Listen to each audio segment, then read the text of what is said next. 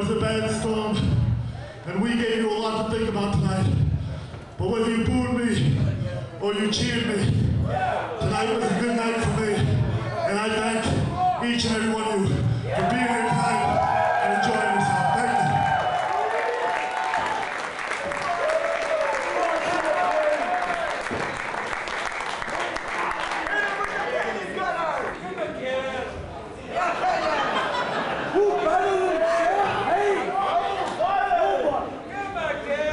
Kanyon, I can give credit where credit is due, and you took me to the limit, and you beat me fair and square tonight.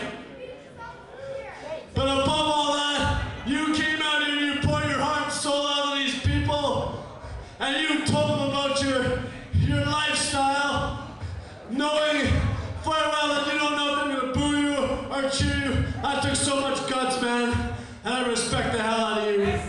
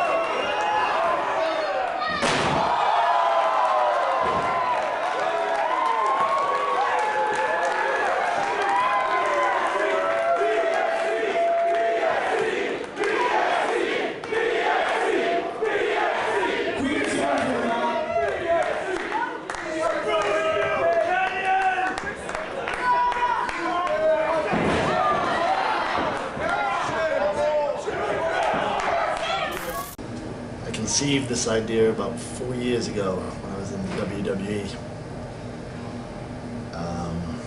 right before my injuries, and it looked like they'd backed off on featuring me. When I first got to WWE in 2001, it seemed like I was on everything. I was on Raw, I was on SmackDown, anything with the Alliance and Invasion, I seemed pretty featured. And then out of nowhere, they just kind of backed off. And you know, it was survival of the fittest. There was a lot of WCW guys that had come in, and we were all fighting for our spot. And that's where this idea first popped up. Then I got the injuries, and before I knew it, I came back, and you know, I had some depression issues. And, before I knew it, I got fired, and depression got worse. And you know, at that point, I decided to put wrestling on a back burner. Still had this idea in the back of my head. If I were to come back to wrestling, maybe I'd try it. Dealt with the depression issues, and then had to refocus on what I wanted to do. And I knew wrestling was still part of my future. Didn't know really exactly what I wanted to do, but I watched Rise and Fall of ECW and the Monday Night Wars DVDs, and after 13, 14 years in the business, to watch those two DVDs and not really be mentioned, you start to wonder how much of a legacy you left in a business you love, in a business that made me what I am. You know, from the age of 14, my focus, my desire was pro wrestling. To 20 years later, look back at what you've accomplished, and I'm proud of a lot of what I've accomplished. But I didn't think I'd made the impact that I wanted to make. So this idea popped up again. So I refocused on doing it, and you know, some of the inspiration is definitely Andy Kaufman. I'm a huge Andy Kaufman fan. What he did in Memphis with Jerry Lawler, and just what he did in his comedy act. He was really good at blurring that line between fantasy and reality. And I think in wrestling, those are the angles and the storylines that have worked the best in the last few years. the last 10 years specifically with the NWO angle. You know, once I broke into wrestling, the one question to this day I still get, is it real, is it fake? And that was one of the big intrigues back in when I was a kid, when I was 6, 7, 8. And before that, when Bruno was champ. And you know, people wondered if it was real or fake, and more so than not, they believed it was real. I don't know where or why it happened, but somewhere along the line, we kind of smartened the fans up, and we kind of told them, well, it's sports entertainment, and this is choreographed or what have you. And I think we lost some of the mystique. So when we try to pull the mystique back into wrestling with storylines and angles like the NWO, I think that's when the crowd really gets into it more than not. And you know, the big storyline back in '96, '97 was the NWO. And up until that point, I was with WCW for about a year or so at that point. And anytime a fan seen me on the street or saw me at the hotel bar after the show, and you know, you'd always get the question, is wrestling real or fake? But once the NWO thing broke, even my own parents were asking me, is that real? Is the NWO really taking over WCW? So that was a storyline that really had people wondering. You know, and then Stone Cold against Vince, it's the first time Vince was a character, so that was more believable than a lot of stuff they had going on. And the Bret, Shawn, Vince thing, to this day, nobody knows what really happened there. Even the players, I don't think, are 100% clear on what was real or fake, fantasy, where that line was drawn. So that more so than anything probably is the inspiration for this. Number one, wanting to leave a mark in his business, leave a legacy, do something different, innovative, not just moves, but something that makes people think, makes people wonder. That and blurring that line, that's our job out there, is to make people suspend their disbelief. And when you do something like I did tonight here at BSC on February 4th of 2006, I think I did a pretty good job of blurring that line tonight. And it was an interesting reaction. And you know, I rolled the dice, I took my chances, and we'll see where it takes us. Life's a journey, not a destination. And I am looking forward to this journey. So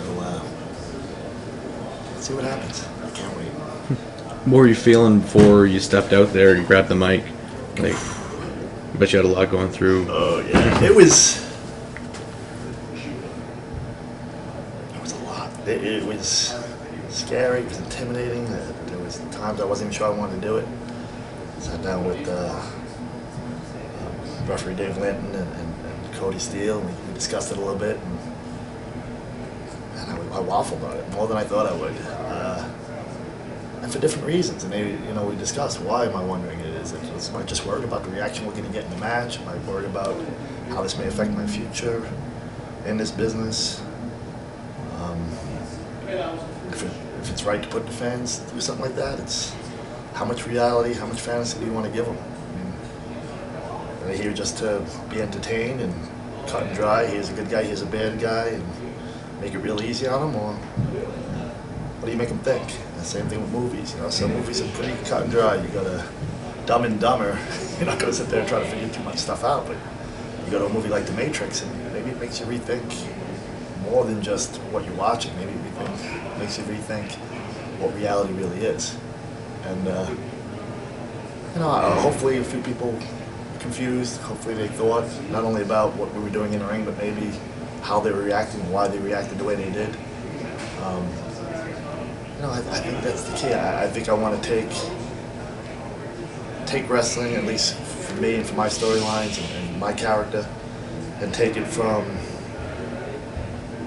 you know, what wrestling has been, to maybe make people think a little more. Maybe make people be more accountable for what they do and what they say and how they react to what we do out there, maybe. I don't know. When you're doing something like this, I think it's important to go with the flow, not make up your mind before you go out there about what's going to happen or what you want to happen. Just sit back, listen, watch, you know, and enjoy the ride. And so far, I mean, there's been a lot of preparation, a lot of thinking about this, but tonight was the first step in front of the people with it, and we got some interesting feedback. And and I am very much looking forward to see what happens next. How are you feeling during the match when at points where in one corner they're all cheering for Champagne, in the other corner they're all cheering for you all at the same time? Like, it must have been not only confusing but almost enjoyable, the fact that you could and split it them. even seemed at times we swayed them all the way towards one side, and then for some reason I'd love to go back and watch the match and really listen to what was going on. But it was somewhat overwhelming at times, not knowing why and how and what was going on. I guess it's the point of what I'm doing. I think after 14 years of, cut and dry formulas that we use for our matches, maybe it's time to shy away from that, at least for this character and for me. I'm not saying every wrestler should, but maybe to some extent that's where wrestling's headed. Maybe we were better off just going out there and not provide a clean-cut good guy or clean-cut bad guy, clean-cut babyface or heel. Maybe do it more like the Ultimate Fight, where it's all right. This is what this guy is, and this is what he represents, and this is what he does, and this is what this guy does. You guys cheer. Sometimes maybe that's better, and we got that big time tonight. It's interesting. So now that it's all over and you've had a little while to take it all in, would you change it? Would you change anything? It was interesting. I would have remembered the name of the town when I did the promo. I think that would have sided me towards babyface more, but in retrospect, man, I think everything happens for a reason. And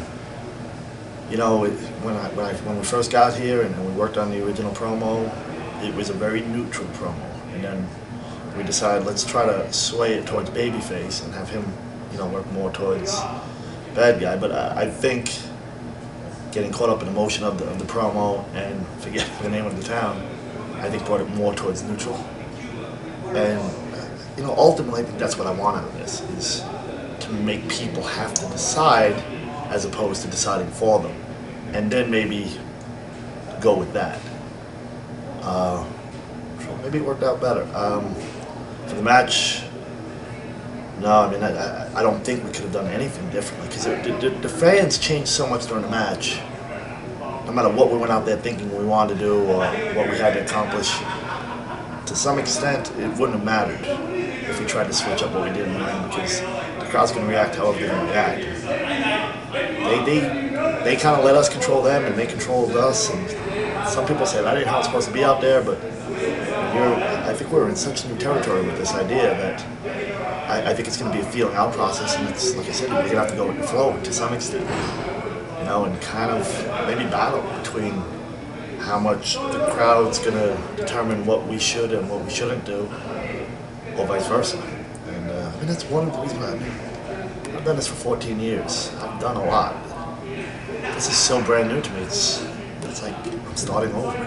It's like a rebirth of sorts. After 14 years of being in this business, I could have just went out peacefully and quietly and just maybe had the last few years of my career on the indies and just do what everybody else is doing out there, but that's never been my style. Well, seeing that you had the chance to, drop out piece from Kyle, there would have been a lot of people who still would have remembered you, regardless of what happened. But that now that you've made this change, you've made it open to everybody. Are you going to continue, or are you just gonna? Like I said, we're gonna have to go with the flow on that one. I would imagine this will get on the internet a bit. I'm hoping some people read about it tomorrow and get intrigued. Maybe promoters, maybe. I'll sit back and see. I threw it out there. I rolled the dice. I took my chances. I've lived, pretty much from the moment I broke into this business. I saw a movie called Glengarry Glen Ross with Al Pacino and Alec Baldwin and Jack Lemmon, just an all-star cast, Kevin Spacey. And there's a line in that movie by Al Pacino. I paraphrase it because the line's a little bit more complicated than how I paraphrase it. But it's basically the biggest regrets we'll have in our life are the chances that we do not take. And then, ironically enough, Frasier, I was a big Frasier fan as well. And on his finale, he also used that quote. And the biggest regrets we have in our life are chances we don't take. And once this idea popped into my head 4 years ago, it got to the point where I knew if I did not take this chance, one way or the other, I was going to regret it. And I'm damn glad we did it tonight, and I can't wait to see where it leads. If it leads nowhere, well, I tried. But my gut feeling is it's going to lead somewhere. I just can't wait to see where. Well, what you did tonight took a lot of guts, took a lot to speak from your heart to, like you said, a lot of strangers, and we respect what you've done. It's a real big thing to do, and we appreciate everything that you've done for us and everything that you may do for several many people down the road. And all we can do is extend our sincerest gratitude to you, Chris. Right back to you guys. And not every promotion would have done this, and we all took a chance tonight, and with a good feeling it's going to pay off for everybody.